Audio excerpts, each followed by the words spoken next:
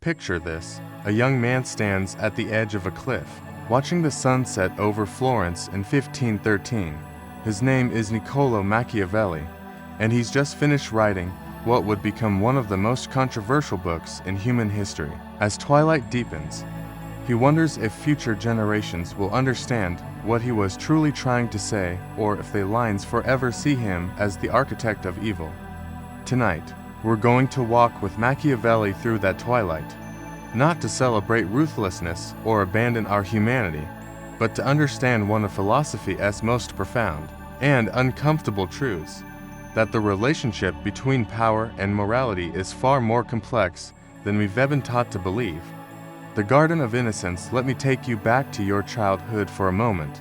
Remember when the world seemed simple, when good guys wore white hats and bad guys wore black ones, when doing the right thing always led to the right outcome. The universe, I thought, was fundamentally fair. Justice wasn't just an ideal, it was a natural law, like gravity. I remember believing that if I just followed the rules, if I was kind to everyone, if I never lied or cheated or hurt anyone's feelings, life would reward me accordingly. It was a brutal chess game played with human lives, where the price of naivety was measured in blood and ashes. Machiavelli had served his city, a diplomat, watching kingdoms rise and fall, observing how power actually worked, not how it was supposed to work, but how it really worked. But then life happened, and it's in that shattering that Machiavelli's voice begins to whisper. He saw corrupt rulers maintain stability and prosperity for their people. He was trying to solve a puzzle that had haunted him. How do we reconcile the need for effective leadership with our desire for moral goodness? He witnessed the gap between moral theory and political practice so wide that it seemed like they existed in different universes entirely. Maybe it was watching a bully torment someone while teachers looked the other way. Imagine living in a time when your city could be conquered overnight, when alliances shifted like morning mist, when showing weakness meant not just personal failure, but the destruction of everything you held dear. Maybe it was seeing an honest coworker get passed over for promotion while someone less competent, but more politically savvy climbed the ladder. Maybe it was realizing that the people who preached the loudest about values were often the ones violating them in private.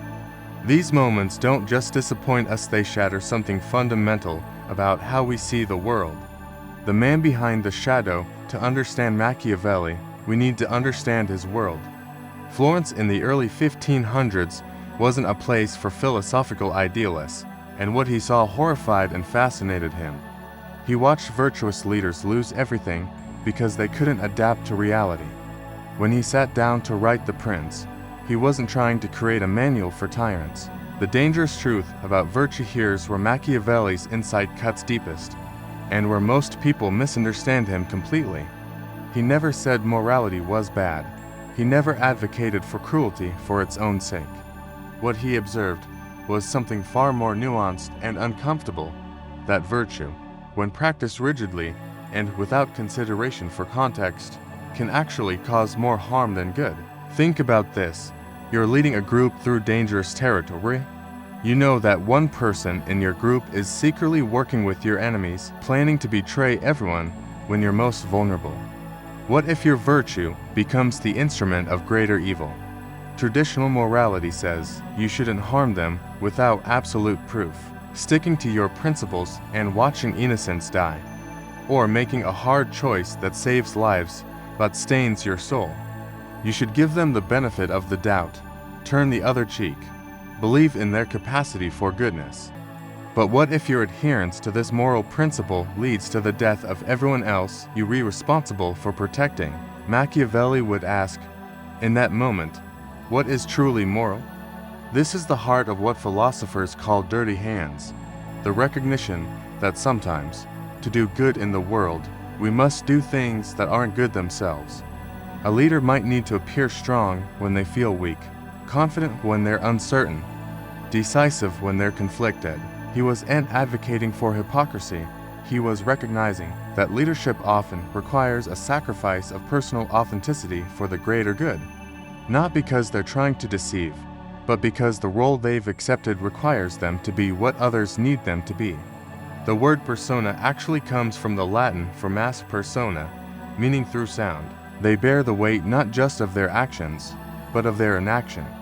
They carry the responsibility for consequences that others never have to consider, not in the sense of deception, but in the sense that effective leaders must sometimes wear the mask that the situation requires, not necessarily the one that reflects their private character. Send troops down Patha, and you might lose 50 soldiers but save 1,000 civilians. Send them down Path B, and you might save those 50 soldiers but condemn those 1,000 civilians to death. The actor's true face was hidden, but through the mask, they could express deeper truths about human nature. The theater of leadership. Let me tell you a story about masks. In ancient Greek theater, actors wore masks to represent different characters and emotions. There is no option that doesn't involve moral compromise. And yet, you must choose, because not choosing is also a choice, one that might lead to even greater suffering. Machiavelli understood leadership as a kind of theater. They must act in a world where moral purity is a luxury they cannot afford, where every decision involves trade-offs that would torment a philosopher, but that they must make quickly, decisively, and then live with forever. Consider a parent. At home, they might be gentle, vulnerable, playful with their children, but when a stranger threatens their family, they become fierce, protective, even dangerous if necessary. Are they being hypocritical, or are they adapting their response to serve a higher purpose, the protection of those they love? The same principle applies to leadership on a larger scale. This is what Machiavelli meant when he wrote about the importance of appearing virtuous rather than simply being virtuous. The weight of responsibility, but here's what makes Machiavelli's philosophy truly tragic rather than simply cynical. He understood the cost. In one of his letters, he wrote about the loneliness of those who must make difficult decisions. Imagine you're a general in wartime. Every decision you make will save some lives and cost others. There is no clean choice. The paradox of power and morality here as something fascinating that most critiques of Machiavelli miss. He actually believed that the ultimate goal of effective leadership was to create conditions where people could be virtuous. Think about it. In a chaotic, violent society where survival is uncertain, people cannot afford to be generous, trusting, or compassionate. They're too busy protecting themselves. But in a stable, secure society, people can afford to be kind to strangers, to help those in need, to pursue higher ideals. But they do this to help their child develop self-discipline, respect for others, and the ability to function well in society. But it does help us understand that the relationship between power and morality, and as simple as we might like it to be, the temporary cruelty serves long-term kindness. Machiavelli argued that sometimes a leader must use harsh methods to create the stability that allows virtue to flourish. I'm not a ruler or a general or a diplomat. It is a paradox. You might need to be temporarily ruthless to create a world where ruthlessness isn't necessary. Consider the parent again. They might seem mean when they enforce rules and consequences, when they say no to their child's immediate desires. Do you tell them the harsh truth, knowing it might damage your relationship? Do you enable them by staying silent? Do you manipulate the situation to protect them from themselves? Do you document everything and build a case? Each option involves moral trade-offs, and Machiavelli's insights help us navigate them with more wisdom and less naivety. Traditional morality says you should confront them directly, trust in the system to reward honesty, believe that good work speaks for itself. But what if your colleague is politically connected? What if speaking up could cost you your job, your ability to support your family, your chance to do good work in the future? This doesn't justify every harsh action taken in the name of order. The mirror of modern life now. You might be thinking, this is all very interesting from a historical perspective, but what does it have to do with my life? But here's the thing, we all navigate versions of Machiavelli's dilemmas every day. You're at work, and you discover that a colleague is taking credit for your ideas. Do you stay silent and let the injustice continue? Do you find a subtle way to protect yourself without direct confrontation? Or consider relationships. You love someone, but you can see they're making destructive choices. These aren't evil dilemmas, they're human dilemmas. The art of strategic compassion, one of the most misunderstood aspects of Machiavellian thinking, is the idea that it requires abandoning compassion. But this misses the deeper point entirely. True compassion, not just feeling sorry for people, but actually helping them, sometimes requires strategic thinking. It requires understanding how power works, how people respond to different approaches, how to achieve good outcomes in an imperfect world. Let me share a story. There was once a social worker who wanted to help homeless veterans in her city. So she began to study power structures, to build relationships with politicians, to understand how bureaucracies worked. She learned to speak the language of budgets and statistics. She learned when to compromise and when to hold firm. She started with pure compassion, giving them money, food, emotional support, and certainly, this helped individual people in immediate ways. But she noticed that the underlying problems persisted. The system that created homelessness among veterans remained unchanged. Some of her idealistic friends accused her of selling out, of becoming too political, of losing her compassion. But over time, her strategic approach led to policy changes that helped thousands of veterans, far more than her individual acts of kindness ever could have. This is Machiavellian compassion, using whatever methods work to achieve genuinely good outcomes, even if those methods don't always feel pure or noble in the moment. The shadow self. Carl Jung, the great psychologist, wrote about something he called the shadow, the parts of ourselves that we deny or repress, the aspects of our personality that we don't want to acknowledge. Machiavelli forces us to confront our shadow. He makes us admit that we all have the capacity for manipulation, for strategic thinking, for putting our own interests first. He shows us that the line between saint and sinner runs not between different people, but through the heart of every human being. This is deeply uncomfortable, but it's also liberating. When we deny our shadow, it controls us unconsciously. We make decisions based on hidden motivations we won't admit to ourselves. We judge others harshly for failings we refuse to recognize in ourselves. But when we acknowledge our shadow, when we admit that we're capable of both great good and great harm, we can make conscious choices about how to use these capacities. The person who insists they would never manipulate anyone is probably manipulating people all the time. They just do and call it that. They call it being diplomatic or managing relationships or keeping the peace. The person who admits they sometimes manipulate others can at least ask themselves, am I doing this for selfish reasons or for genuinely good purposes? Am I causing harm or preventing it? The responsibility of power. Every person who has ever held real responsibility, whether as a parent, a manager, a community leader, or yes, a political figure, has faced Machiavellian moments. Moments where there was no perfect choice, where every option involved moral trade-offs, where idealism had to confront reality.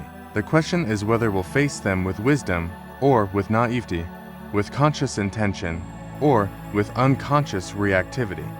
The question into whether we'll face these moments.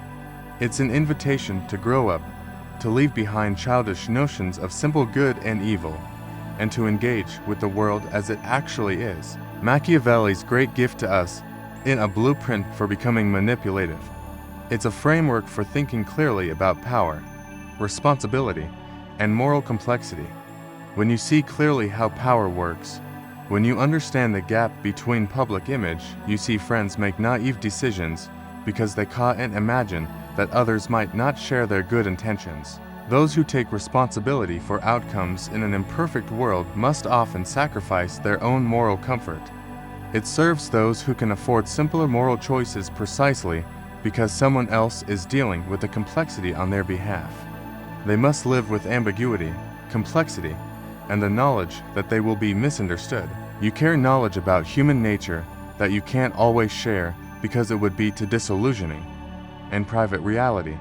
When you recognize the moral complexity of every significant decision, you can feel isolated from those who live in simpler moral universes. This doesn't mean abandoning our values. It means holding our values intelligently, strategically, effectively. It means asking not just what would a good person do, but what would a good person do who actually wants to achieve good outcomes in the real world? The loneliness of leadership. There's a profound loneliness in Machiavellian thinking that we need to acknowledge. You watch people judge leaders harshly for making difficult choices they themselves have never had to face. This is part of what Machiavelli meant when he wrote about the burden of leadership. But this sacrifice is meaningless. The path forward. So where does this leave us? How do we live with integrity while acknowledging Machiavelli's insights? First, we must distinguish between understanding power and abusing it. Knowing how manipulation works doesn't mean we should manipulate others carelessly. This is a delicate balance, and it requires constant reflection and adjustment. When we compromise, we should know we're compromising. When we use power, we should understand its costs. Understanding strategic thinking doesn't mean abandoning compassion.